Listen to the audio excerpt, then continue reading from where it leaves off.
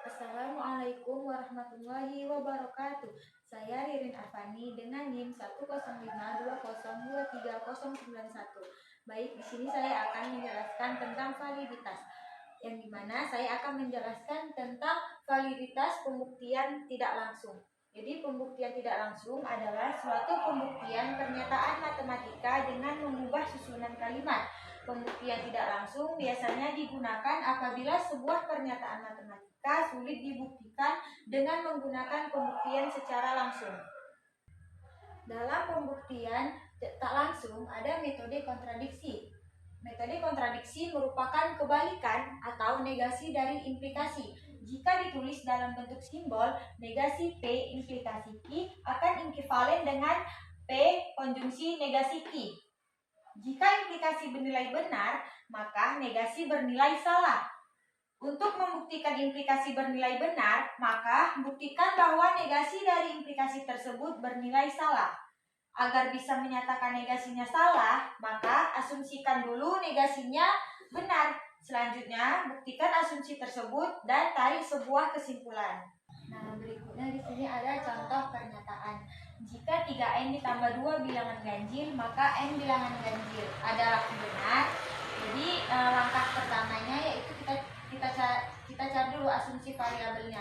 Variabel P dan Q. Variabel P-nya 3N ditambah 2 bilangan ganjil dan variabel Q-nya N bilangan ganjil. Jadi asumsi kontradiksinya tadi kan sudah dijelaskan. P konjungsi negasi Q bernilai benar. Jadi kita kan perlu mencari negasi Q. Jadi kan kita udah dapat nih variabel Q-nya. Kita tinggal cari negasi variabel Q. Karena di variabel Q-nya bilangan ganjil, jadi di negasi Q-nya bilangan genap.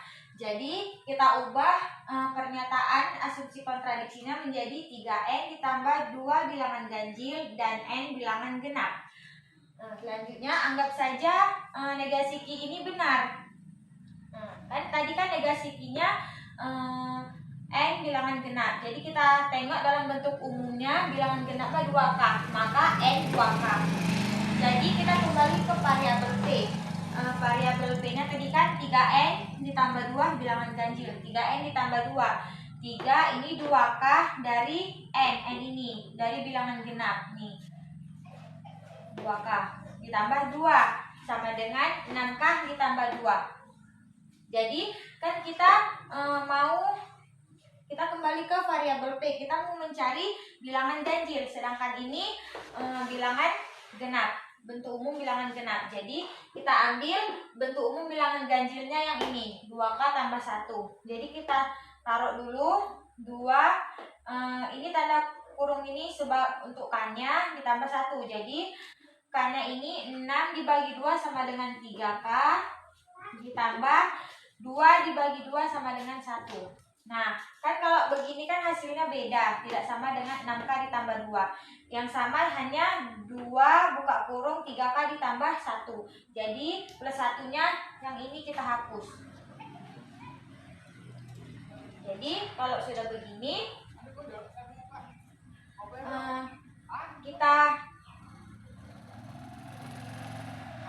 kita ubah ke variabel lain, jadinya 3N ditambah 2 sama dengan 2M.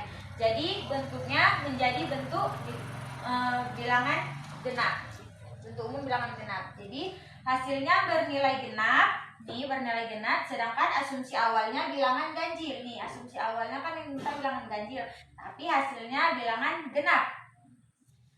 Jadi di sini terjadi kontradiksi karena P konjungsi negasi Q bernilai salah, maka P implikasi Q bernilai benar.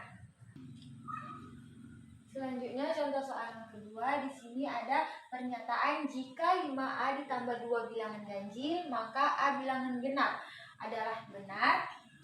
Cara penyelesaiannya yang pertama kita cari dulu variabel P dan Q-nya. Yang P-nya 5A ditambah 2 bilangan ganjil, yang Q-nya A bilangan genap.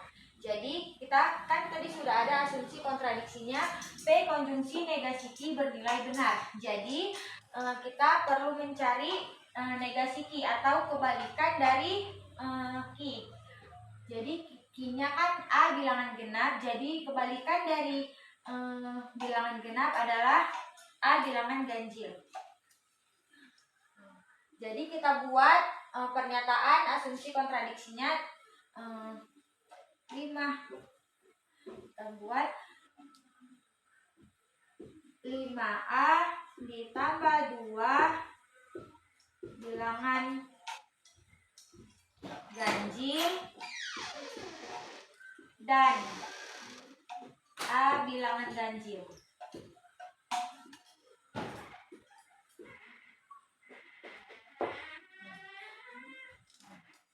Kita anggap negasi Q-nya kan bernilai benar. Jadi yang di negasi Q-nya kan bilangan ganjil. Kita lihat ke dalam bentuk umum yang bilangan ganjil. Kita ambil yang 2K min 1. Kita kembali ke variabel P. 5A ditambah 2, 5 dimasukkan A-nya tadi kan negasi Q. 2K ditambah 1 tambah 2 sama dengan 5 dikali 2 10K. 5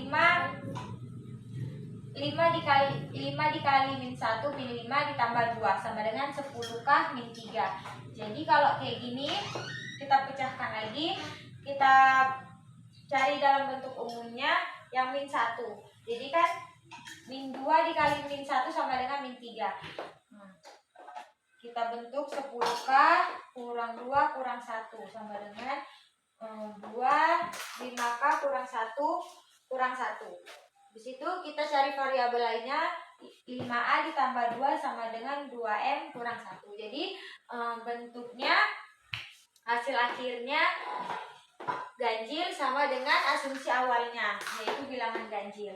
Jadi hasilnya bernilai ganjil, sedangkan asumsi awalnya 5A tambah 2 bilangan ganjil. Di sini tidak terjadi kontradiksi.